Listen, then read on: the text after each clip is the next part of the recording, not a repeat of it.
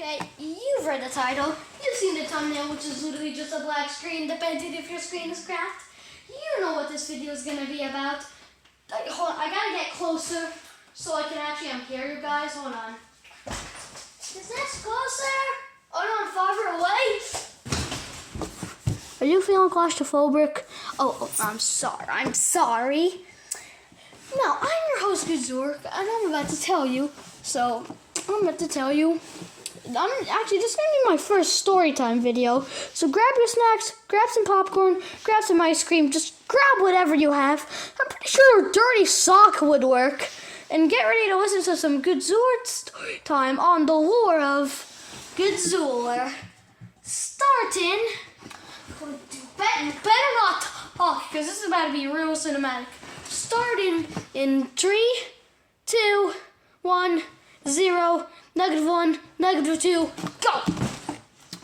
Long time ago, in ancient times, the Japanese and Chinese people found cave paintings of a mysterious ancient being on their wall.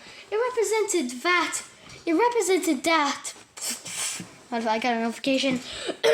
It represents that of a massive, humongous, giant monster. It had its face and tail and legs and body like those of a T-Rex. Body being a bit skinnier, but the arms were too long to match a T-Rex. They thought it was an Allosaurus, but the neck was too short. It didn't even have a neck. From what the cave paintings looked like, it didn't even have a neck. All it had was spikes all over it. And people used the raspberry jam. People used people managed to get iron stuff pretty quick and managed to get stone to make a holder in order to hold this lava-like substance. After dissecting it and putting it through many tests, they found out that this thing when dropped, when thousands and thousands of kilograms of lava were dropped on this blue lava, all it did was make the blue lava bigger, with no signs of orange being shown. They quickly figured out that this, according to the cave paintings, came from the nostrils of the beast. Some sort of vomit, except this wasn't right. It was coming out of the nostrils. It wasn't coming out of the mouth or tail or any part that looked like it could shoot that substance out. It came out of the nose. After that, they decided to pay respects to this ancient creature by building a temple to respect it and its supernatural like nature, a Zemple. You know, Gazor and temple. That one day on a stormy night with blue and purple lightning, they found it. The beast that lay dormant for years, except this wasn't right. In the cave painting, the beast was pretty small, but now it was scurrying to thousands of feet in the air. Its spikes sharper than ever.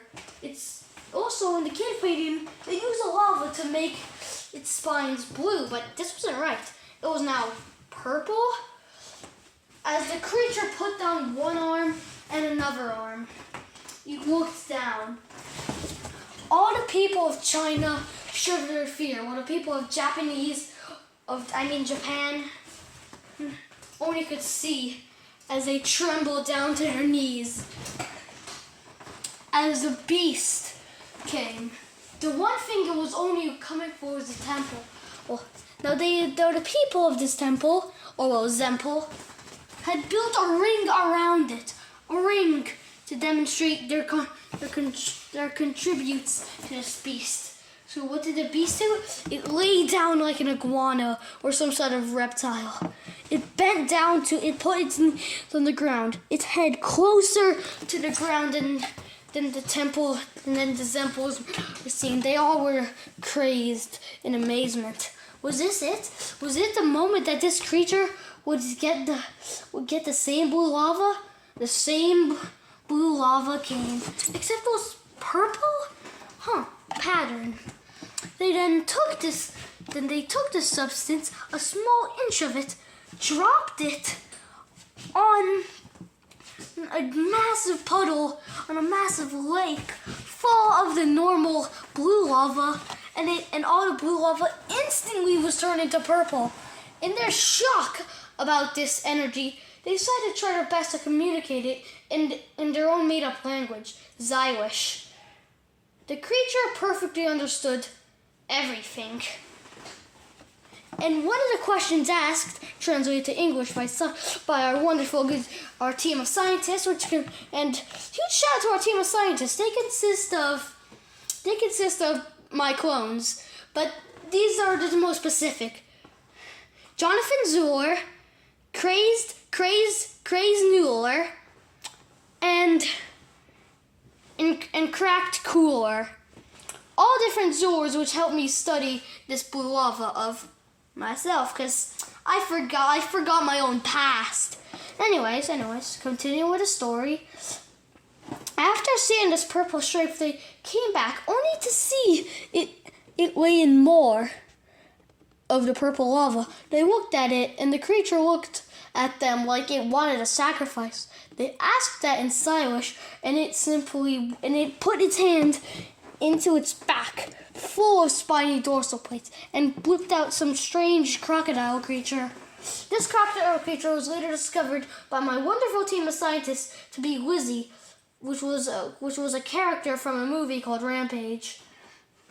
After putting it through what seemed to be some sort of hole, it used its ancient-like powers to make chains around it flow. Then as doors opened, it used its strange nostril ability to get lava into there. And then they realized this was all parts of the sacrifice. So what did they do? All the chains dropped as soon as the leader got to the top. It all went in, and creature boiled to bone. The ancient creature, which is now known as Godzooler, put its hand into its own lava, surprisingly not disintegrating, crushed the bones of it with ease, and it was charging up some sort of energy attack. They saw in the cave paintings it was clearly depicted as fire, but this energy attack was more concentrated into some beam of sorts. As it shot into the sky, a storm began. Purple lightning struck on all of them, even the leader, which caused their eyes to become purple, with a pupilless look, just like the beast's eyes. After they all stood in amazement, they quickly found some hooded clothes that made them look like a Chinese dragon, except Godzilla styled. They all thanked the beast for their newfound abilities, and the beast simply just vanished into thin air. It started with a purple misty look, followed by simply nothing. The beast was gone. The sky was back to being a bright, wonderful, sunny day, and the Zempel came with it, simply disappearing into mist. So did the followers. They came to an unknown country or island that the beast ruled, called the Zyland.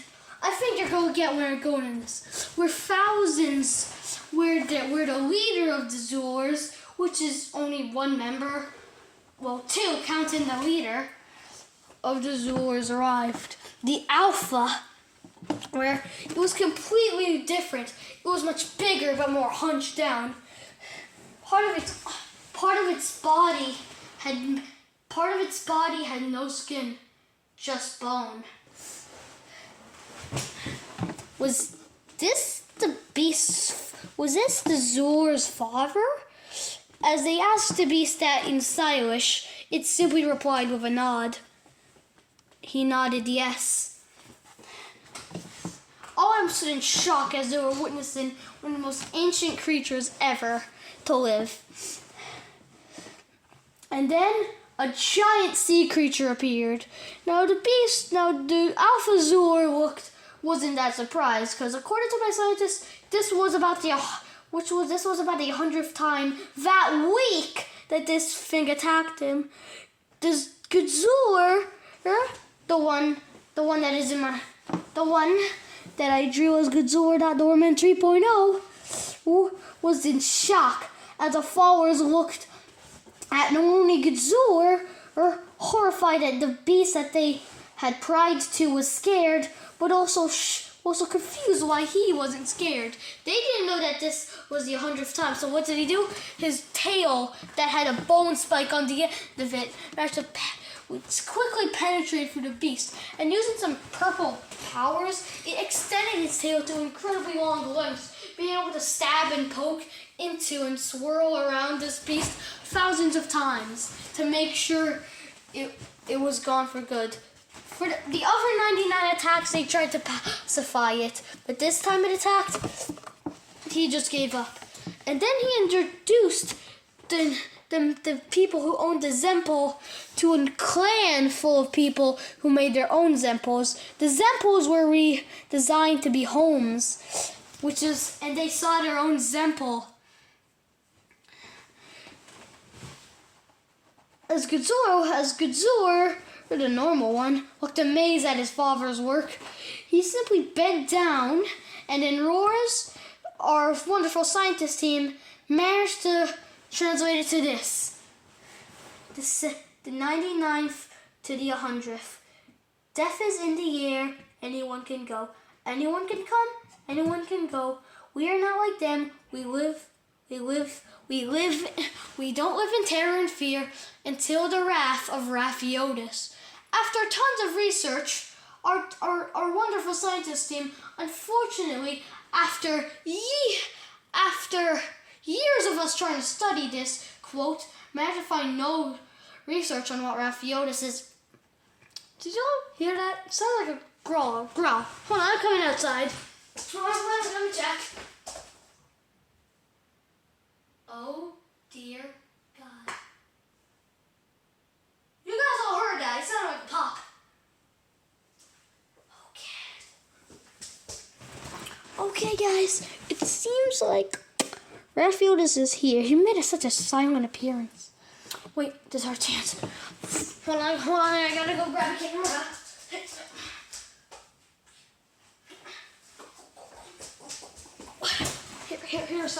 Here, guys. I found a picture of the so-called Raphiotis. Godzilla.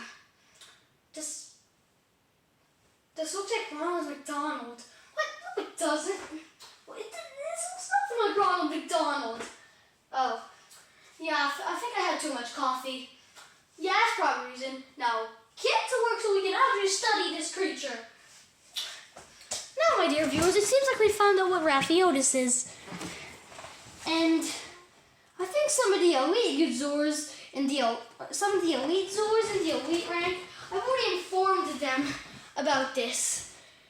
One of them being the one you have seen, which was described by the Zors in this. The one in trees, the one in floors, came in trees with 2 extra floors. Its owner,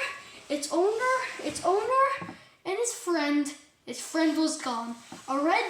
A blue dog with big ambitions. Odd one out from the realm of fire that it came from. The owner, big red eyes with white pupils, while its entire body coated in black. The red pet, almost like a cat with dollhouse, with weird type of creatures. A blue cat creature, some weird square panda, and a bear. All this comes in trees. The creature that says it all. And then the second Lily Zor, which we have just found out about, was the one that came from the night sky. We were blessed by its blades. It chopped through all the dangers with blades, while spikes on its arms said its name. With its fury, tyrant and everywhere, unpenetrable armor from the greatest of obsidian, its fury was too strong for anything to handle. So that was some pretty epic descriptions. Yeah, you elite Zors came up with your own descriptions pretty good. Not gonna lie. Especially both of you. I'm not saying one's winning over the other, They were both great.